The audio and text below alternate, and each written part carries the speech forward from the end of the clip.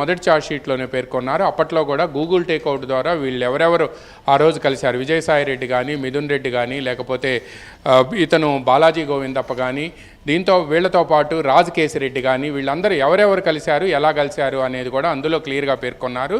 అయితే ఈ సమావేశాల తేదీలతో పాటు ఏ సమయంలో కలిశారు అనేది కూడా వీళ్ళకి కావాలి అంటే వీళ్ళ దగ్గర ఉన్న ఏకైక ఆధారం ఏంటంటే ఆ రోజు సమావేశానికి సంబంధించిన ఎక్కడైనా సరే ఆ సమీపంలో ఉండే, ఎక్కడైతే తాడేపల్లికి ప్యాలెస్కి సమీపంలో ఉండే ఒక అపార్ట్మెంట్లో కానీ లేకపోతే ఒక విల్లాలో కానీ వీళ్ళు కలిసినట్టుగా కూడా పేర్కొన్నారు. అదేవిధంగా హైదరాబాద్లో కూడా కలిశారు, జూబ్లీ హిల్స్లో అని చెప్పి కూడా పేర్కొన్నారు.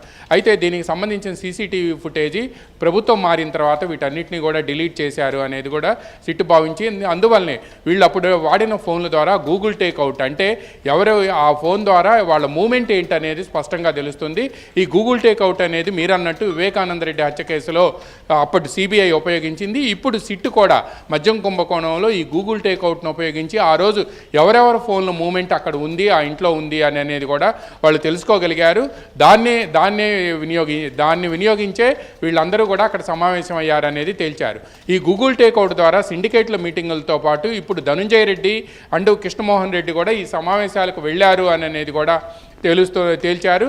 దీంతో పాటు కొంతమంది డిస్టిలరీల యజమానులు కూడా వీళ్ళతో నిత్యం సంప్రదింపుల్లో ఉన్నారు అని చెప్పి సీఎంఓ నుంచి ఇస్తున్న ఆదేశాల మేరకు ఆ రోజు విధానం మార్పు కానీ, డిస్టిలరీల నుంచి ముడుపులు కానీ, లేకపోతే ఆ ముడుపులు ఎక్కడికి వెళ్ళాలనేది కూడా ఆ డైరెక్షన్స్ ప్రకారమే జరిగింది అనేది కూడా సిట్ ప్రధాన అభియోగంగా ఉంది.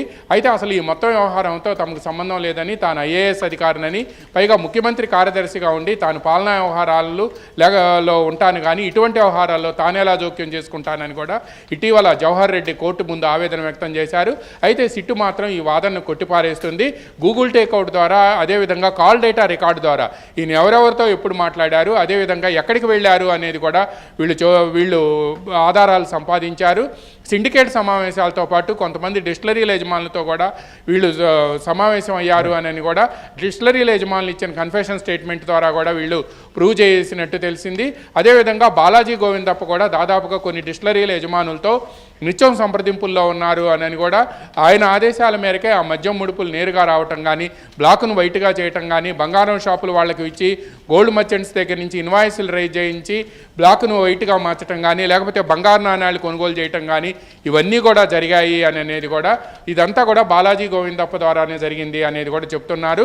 ఎందుకంటే కేసిరెడ్డి గ్యాంగు ముడుపుల్ని మిథున్ రెడ్డి అండ్ సాయిరెడ్డి ద్వారా చేర్చటం, సాయిరెడ్డి అక్కడి నుంచి నేరుగా బాలాజీ గోవిందప్ప ద్వారా చేరాయి అనేది మొదటి ఛార్జ్షీట్లో స్పష్టంగా పేర్కొన్నారు.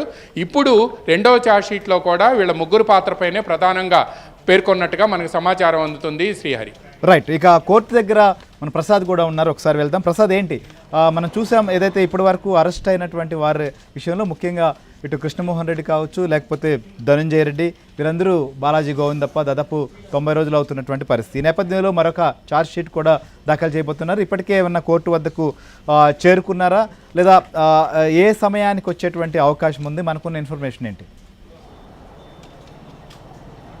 శ్రీహరి, మద్యం కుంభకోణానికి సంబంధించి సిట్ అధికారులు అన్ని కోణాల్లో కూడా దర్యాప్తు చేస్తున్న పరిస్థితి. అయితే ఇటువైపు చూసినా A1గా ఉన్న రాజ్ కేసిరెడ్డితో ఇప్పటివరకు అరెస్ట్ చేసిన 12 మంది కూడా పూర్తిగా నేరుగా సంప్రదింపులు జరిపిన ఉన్నట్టు కూడా తెలుస్తూ ఉంది. అంతేకాకుండా ఇప్పుడు ఎవరైతే ఇప్పుడు ఛార్జ్షీట్లో ప్రధానంగా ఈ నేడు దాఖలు చేయబోయే ఛార్జ్షీట్లో జగన్మోహన్ రెడ్డికి అత్యంత సన్నిహితంగా మెలిగిన ధనుంజయ రెడ్డి, కృష్ణమోహన్ రెడ్డి, బాలాజీ గోవిందప్ప వీరు ముగ్గురు పాత్రపై కూడా వివరిస్తూ ఏ సందర్భాల్లో ఎవరెవరిని కలిశారు, ఏ సందర్భాల్లో ఎవరితో ఎటువంటి భేటీలు నిర్వహించారు, అదేవిధంగా ఆ గూగుల్ టెక్ ద్వారా సాంకేతిక పరిజ్ఞానం ద్వారా కూడా మరికొంత కీలకమైన ఆధారాలు కూడా సేకరించారు. ఇప్పుడు అవన్నీ కూడా ఈరోజు ఆ కోర్టులో సబ్మిట్ చేసే ఛార్జ్షీట్లో అన్ని అంశాలు పొందుపరిచినట్టు కూడా తెలుస్తూ ఉంది.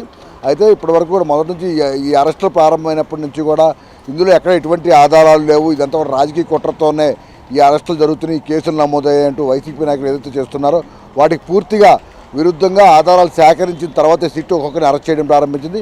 ఇటీవల కూడా మిథున్ రెడ్డి అరెస్ట్ చేసిన సమయంలో కూడా రిమాండ్ రిపోర్ట్ కూడా చాలా స్పష్టంగా ఏ సందర్భంలో ఆయన ఎవరెవరిని కలిశారు, అంతేకాకుండా ఎన్నికల సమయంలో రాజ్ కేసిరెడ్డి నుంచి 200 నుంచి 250 కోట్ల రూపాయలు ఏ విధంగా బయట తీసుకొచ్చి ఎన్నికల ఖర్చు కింద